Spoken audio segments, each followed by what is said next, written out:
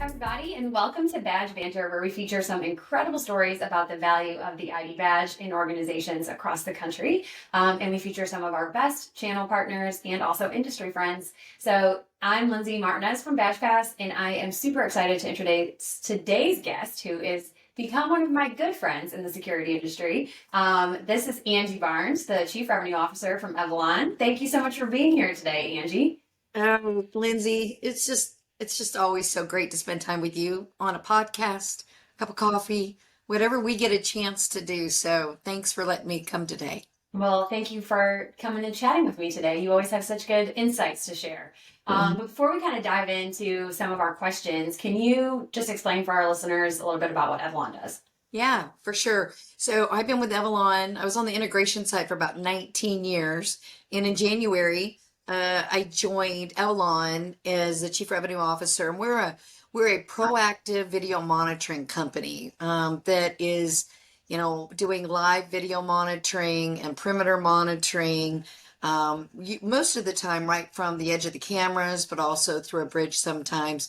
And the reason I joined, Lindsay, was I felt like the industry was making a shift from that reactive to proactive, and I am loving it. I am loving it. Well, that's good. Yeah, it's been fun. It's been fun. Awesome. Well, like you said, you've been with Evolon for just a few months, but you've been in the security industry as a whole for pretty much a long time. Long time. Yeah, I Because you always say, started when you were like 12, right? yeah, you're so wonderful, Lindsay.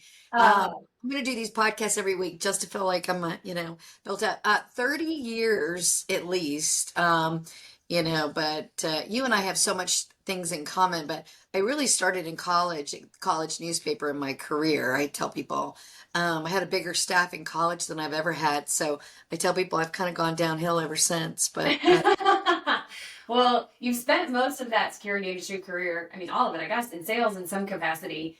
And yeah. so, what would you say are some of the trends or changes that you're really seeing in the security industry right now that you think will have the biggest impact on our customers over the next like 3 years or so? Yeah, good question. There's so much, and you and I are big fans of Leo Des, right? And he is on the pulse of a lot of things right now. But I think what I'm seeing are all these ecosystems that are developing. So companies that used to do it on their own are joining forces and bringing in other companies to create these small ecosystems, like a Motorola, right? I'll give them as an example.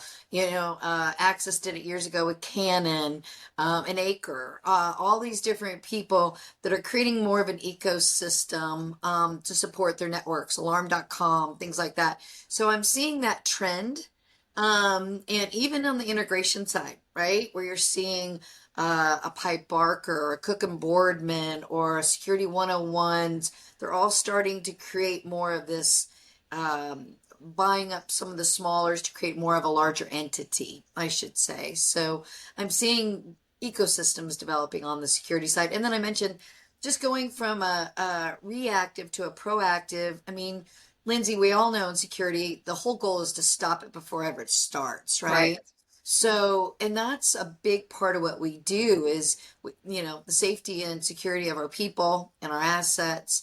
And so I think there's a real big shift as well as, and, coming from the access control side, Lindsay, and the badging side, is how do we utilize the existing infrastructure to add to our roadmap? You and I both have coached and taught salespeople, but one is I've always said is helping your salespeople build a technology roadmap that works today, but potentially can work in the future. So Yeah. you're not just grinding sales and equipment. You're really truly trying to provide a solution for that customer. Absolutely. I think the proactive instead of reactive thing is interesting. And it's also interesting because now you're in the video space, which historically is one of the most reactive things in our industry. You put a badge on proactively to try to, deter from something, or you block a door proactively to try to deter. But then video is something usually you would look at after the fact, and with analytics and tools and alerts and things like that. And video systems now, they're being utilized and monitored in a totally different way. and in much more proactive capacity. So that's interesting to see like the parallels, because we've been saying like you need to do these proactive things forever. And it's fun to see the industry shift to that same storytelling. I love that. Yeah, and you know what? You're right on the access control side because that's always been that.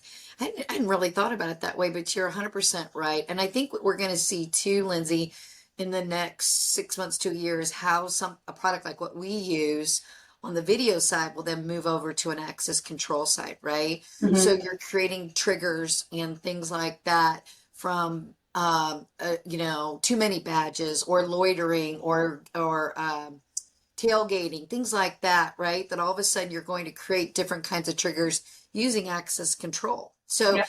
I think it will continue, and I think they're trying it in some ways, but I think it'll continue to morph as well. To just like you said, simply prevent it.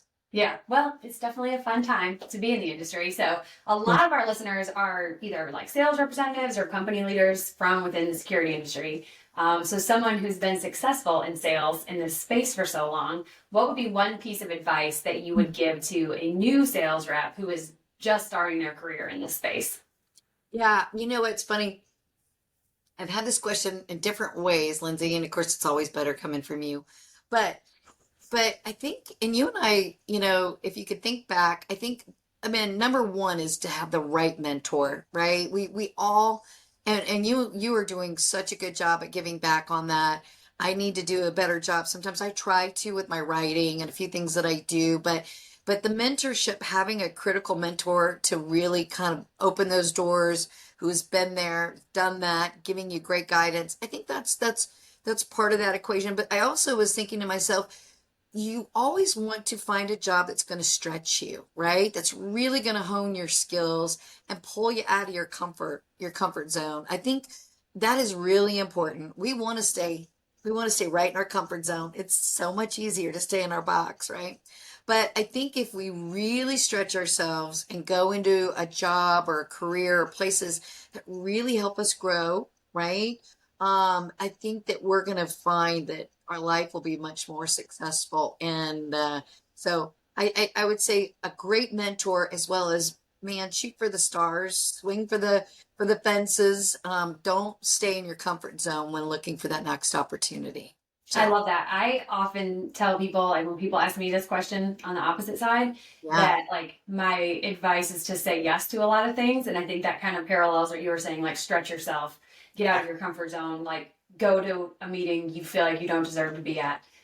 Like like that. be a part of conversations that you're like, am I experienced enough for this? Because you learn so much that way by being outside of your comfort zone or what you think you're potentially capable of early in your career.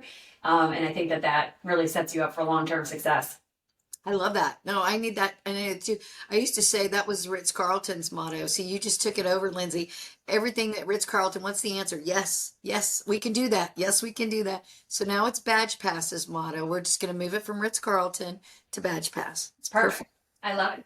I love it. So let's take that same question but at a different angle. Like we've talked about the changing landscape of the security industry. New reps are one thing because they're kind of stepping in at a time when a lot of things are changing and changing faster than historically I think they've changed. But there's a lot of seasoned sales reps in the industry who've been here for a long time. Like let's just call them the guys in the Navy Blazers, which we know so many of them are. But would you have any sales advice for? I mean, even you have been in the industry for a long time. What would your advice be for your more seasoned sales professionals that are navigating this like rapidly changing, fast-paced industry now? Oh, you're so funny. I was thinking, I'm glad I didn't wear my Navy blazer today. I've Um, never seen you in a Navy blazer one time. I know, I'm joking. I'm joking. Listen, it's so funny you said this because you and I are big podcasters and we listen to a lot of podcasts.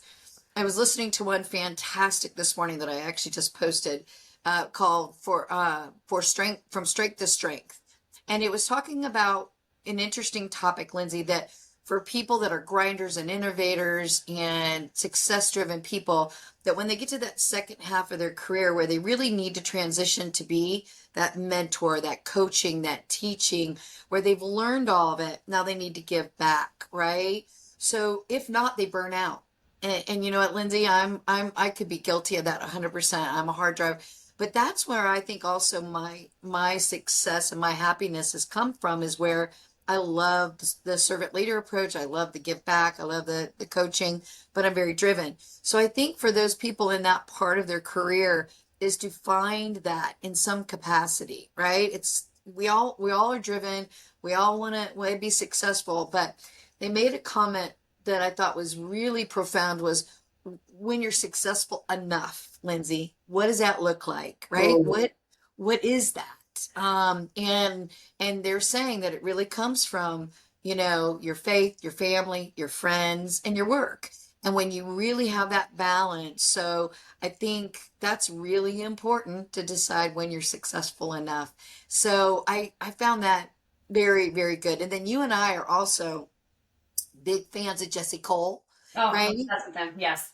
And a new book that I just saw that he recommended was the one called One Word that he lives and breathes by, and you have that one word, and his is truly thankful. And I thought, oh my gosh, that's so awesome. So he said that's when he started writing handwritten notes to all those people, Hmm. email thank yous, always on how he paid back the thankful and the gratitude. So I think the more, again, it resonating along the same theme is that giving back at that second part of your career, with what you've learned and what you've taken in to really get to that point of, success. I love that. No, that's really good advice and also very deep thoughts here. Now you're making me think like when is enough? Like way to really challenge me to think of this today on a Friday morning. I was not prepared for that. Oh, Um, I'm sorry. And normally I'm not that deep. See, I mean, most people that know me, I used to say, listen, don't go deep. Everything I got is right here. So, well, obviously, since you're in the video space now, you're in a slightly different sector of the security industry than Badge Pass. But because this is Badge Banter, we can't have you here and not talk about badges at least one time.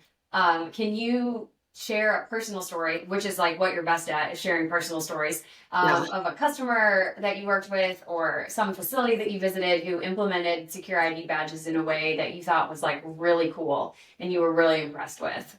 Yeah, I have to tell you, I am not, I am, for all those people in badge banner land, I am the worst person on badges. I set the record at our company, when I was at the integration side for losing the most badges ever for anybody, Oh right? my goodness. I mean, I have to tell you, so every week I'd have to go in. So I think the most success that we had was a company where, again, that implemented the ones that the badges, and and forgive me on this, Lindsay, because I am not the best at this. Where you can use it at the badges that you can use in the lunchrooms, and you can use Yeah. in the front doors, and you can use to buy things and everything. So where it was a multi-use card, and that was where we learned that people where we could again bring that value by how we did the card, as well as the replacement part of it, how you do it easily. Hmm. And things like that. Because, like you said, when you have people like me on staff that every week would go up to HR and go, I can't find my badge. Or you'd be standing in the parking lot waiting for that next person to go into the building because you didn't have yours. I'm that person. I should be on the wanted poster for the most lost badges. Oh my Um, goodness. That's so so funny. So that's literally like the story of what we do with Badge Hub, is like we help our customers understand the value of like having a central issuance platform and seamlessly sharing your credential data across like every application that uses it, time and attendance, logical access, door access. And there are chronic card losers like yourself. And what happens is when you don't have that data shared seamlessly, you create this problem called credential overflow, which is when you've got more active cards than active card holders, or in Angie's case, potentially just one card holder with many badges, unless you're deactivating them and implementing the security procedures and processes that you need to say, hey, I issued Angie a new card, her old card needs to die now. And that needs to not just happen with doors, but it needs to happen in purchasing capabilities and in time and attendance, and that's the value of like really coming at it from a badge centric approach. So I love that you're like the culprit of many lost badges. I'm the culprit. I need a 12-step program for chronic card holders And if you know of one, please share it with me. Yeah, I am the absolute worst. So, and I love that you do that because I think it's, again, it's first of all, Lindsay, one of the things that I loved about you initially, but I've loved about your company, I'm a huge follower, or Robbie and the team, is the culture, right? And you and I are big fans of culture. We're Mhm. big fans of promoting that culture. And when you can deliver the value of the product with it, it's just a home run. It's just a Yeah. home run. So I love that. Well, I appreciate that little hype session from you, Angie. Thank you. Hey, listen, and you won't say it, but I'm going to say it. Every access control meeting I ever went on and can still go on, I send them the Badge Pass book by Lindsay Martin-Nez, that you can find on Amazon, by the way. And so it was one of my favorite things when we talk about a thank you, right, with Jesse Cole. That was my little note on the book, and then my thank yous that I would send to customers. Well, So that's so sweet of you. Well, thank yeah, you. I yeah. love that. And Um, we did not rehearse any of this, just so. no, I know it's gonna sound like we did though, honestly. Like, but that's the fun part about being with you, Angie. You just get me. So this has been fun. I love chatting with you, and I could honestly chat sales advice in the industry all day, but we try to keep it relatively short and sweet. But my favorite segment of the whole podcast is coming up now, and that is Badge Blitz. So I did send you some of the questions that I asked you in the interview in advance, so I wasn't just like totally throwing you curveballs. But for this, I do not. So for 60 seconds, I'm gonna hit you with some rapid fire questions. And your goal is just to give me your immediate gut reaction, which you should be good at. But just like one sentence or less, these don't have to be long answers, but just go with your gut. Are you prepared? You ready? All right, I'm ready. All right. I got our old school timer. We're ready to go. If you could change lives with one person for one day, who would it be? Uh, this is gonna sound corny. Oprah, because I would love to learn about and connect in the conversations with the people that she's been able to connect with. For So, sure.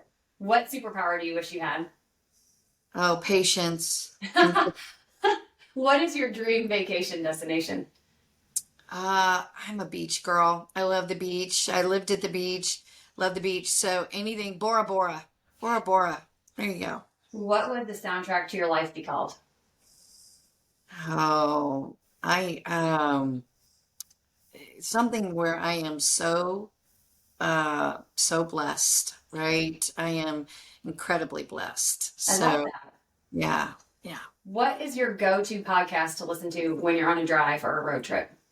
Ah, I have two. Back Porch Theology by Lisa Harper and Craig Groeschel, leadership podcast. Those are my two. Lisa Harper, Back Porch Theology, and Craig Groeschel, who's leadership podcast. I love that. We have to give both of them a listen now. Yeah. Well, thank you so much for hopping on and chatting with me today. It was so fun. I love having you as a guest. I really appreciate the time. Oh, thank you, Lindsay. You're awesome. Keep just being amazing. And thanks for allowing me a few minutes just to share my whatever I share. Right? So, Well, thank you again, Angie. You're the best. And to everybody else, we hope you'll join us next time as we take you beyond the badge.